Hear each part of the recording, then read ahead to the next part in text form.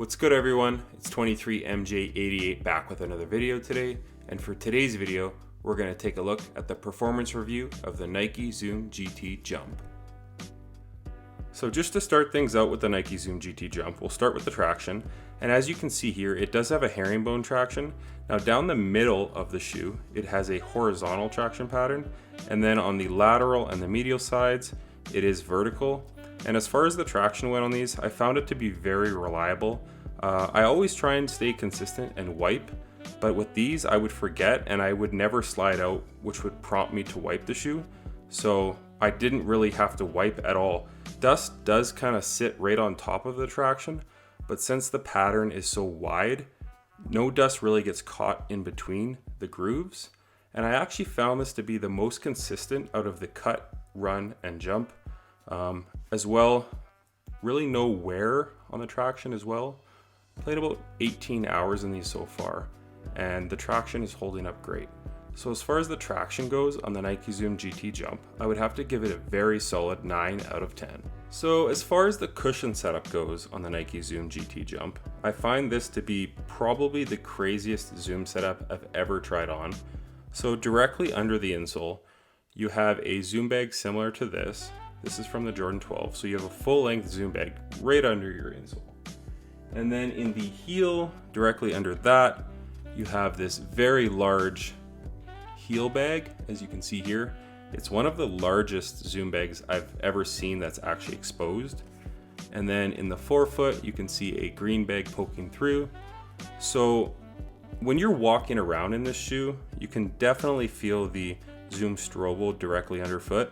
But as soon as you start running around, I really found the heel and forefoot bag to activate, and it was really soft, a lot of impact protection. And for me, being in my early 30s with some knee problems, I really enjoyed this setup. It's not going to be for everyone because it's not super close to the ground like a Kobe or even the GT Cut, but it's not super high off the ground like a LeBron either. So it's kind of a happy medium in my opinion.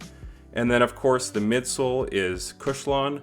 And it really surprised me because directly out of box, I found it to be very soft. I was a little concerned that the P-Bax plate would be heavily caged and would be kind of restrictive, but it's really not. So as far as the setup goes here on the Nike Zoom GT Jump, for me, I would have to give this a solid 10 out of 10.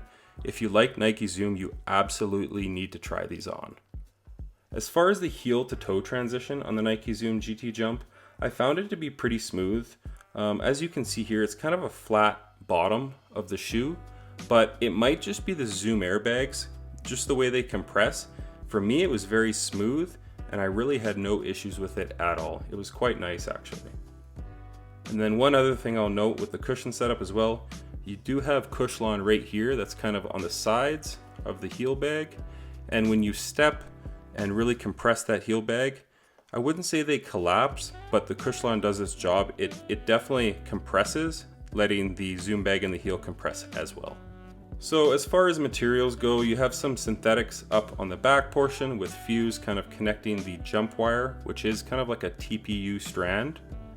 And then on the toe, I know I said it was neoprene in the last video, but it's actually a screen mesh that runs right up the tongue, and then at the top of the tongue, you do actually get a little bit of leather, which is nice. And then you have the P-Bax jump frame, which is actually a thermoplastic. And that really covers the materials for the Nike Zoom GT Jump. As far as I'm concerned, I enjoyed them. They're very free-flowing and not restrictive at all. And they're very breathable as well. So as far as the materials go on the Nike Zoom GT Jump, I would have to give it a solid 9 out of 10. It's very breathable. Right out of box, it's very comfy, so I thought they did a great job with this shoe. And the thing I like about it is that even though it's kind of built to be a big man shoe, it's not restrictive.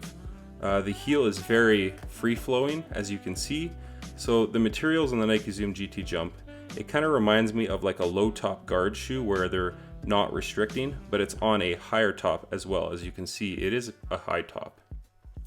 So as far as the fit goes on the Nike Zoom GT Jump, it does run true to size, and for me, my toe was basically right at the fuse end portion at the end of the shoe. I found it to fit true to size. I did get a little bit of pain here on the clip, but once they broke in, 30 or 40 minutes of running around, they were fine. And then another thing to note, at the top, I did tie them really tight the first time I wore them, and I was getting some really bad Achilles pain, but after I kind of loosened them up and didn't tie them as tight at the top moving forward, I really had no issues at all. And it is somewhat of a wide shoe as well, as you can see here from the top view. So it is wide foot friendly in my opinion, and it was very snug. It was very much like a one-to-one fit. This shoe just really grabbed my foot. So I had really no complaints with the fit on the Nike Zoom GT Jump, and like I said, it does run true to size. But as far as the fit goes on the GT Jump, I would have to give these a very solid 9 out of 10. I really enjoyed playing in them, and it was very much like a one-to-one fit, and super breathable as well. As far as the support on the Nike Zoom GT Jump, you do have an internal heel counter. It is a plastic heel counter internally. And then on the materials here on the upper, you have the jump wire, and those are kind of like a thermal TPU woven material, and it kind of acts like a cage on your foot when you go to take lateral cuts. I found it to be very, very, very supportive on the upper. And then working your way down, you have the Pebax jump frame, which is a thermal plastic. It is rigid, but it's also flexible near the midfoot as well, so the shoe does flex rather nice. But it is rigid as far as not letting your foot come over the footbed, and then your heel does sit right at the back here as well. So I found it to be very supportive, and it does run all the way down the medial side. And then there is a Pebax clip here as well for lateral cuts. And then all of that with your foot sitting within the midsole. I found this to be a very supportive shoe. At the beginning it was a little bit stiff, but like I said, as I was playing in them and the material started warming up, I found it to be very supportive without being restricting. So I really enjoyed the support on the Nike Zoom GT Jump. And then of course, another thing that the Nike Zoom GT Jump has is it does have flywire. So on the bottom 4 eyelets, it does go right through the material. And then kind of on this one right here, it's actually free flowing. It's kind of like a little wing. So when you clamp these ones down here, it really draws your heel into the back of the shoe. And then these are all actually directly down right into the footbed. So it kind of acts like a little suspension system on your foot. So like I said, when you make lateral cuts, the jump wire and the fly wire act in tandem, and it's very supportive as far as lateral cuts go. Another thing I wanted to note about the bottom of the shoe is it is somewhat decoupled with this tendril kind of running along the middle, very similar to the Jordan 29 and 30. So that's another thing to note, is it is very flexible, but also supportive as well. I would have to give this a very solid 9.5 out of 10. Like I said, it was a very supportive shoe, but not restricting. So I also wanted to get the weight of the Nike Zoom GT Jump. So as far as the jump goes, it is 17.35 ounces. And then I have the cut here as well, which comes in a little bit heavy for a low top actually at 16 ounces. And then I believe the run is actually the lightest of the three, which comes in at 14.3 ounces. So I will have a full performance review on the run moving forward. But as far as the cushion setups go, as I said, with the jump, you have the full length Zoom Strobel with double stacked in the heel and the forefoot with very large bags. And then on the cut, you also have full length Zoom Strobel with a second Zoom Air bag in the heel. And then it does have a React drop-in midsole. And then on the runs, you have a React midsole, and then kind of like a drop-in insole or midsole as well. That's also React. And then you have a forefoot bag, Zoom bag on the bottom. And then you also have a forefoot Zoom Strobel. So it's double stacked Zoom in the forefoot of the Nike Zoom GT Run.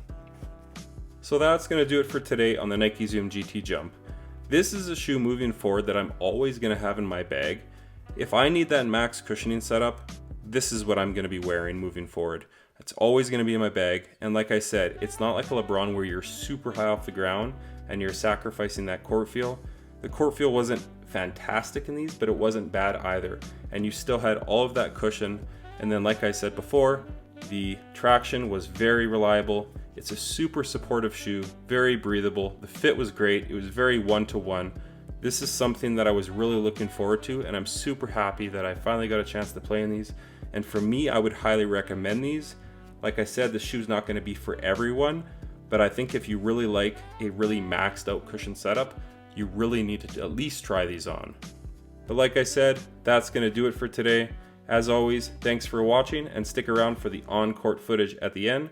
We'll see you next time. Peace.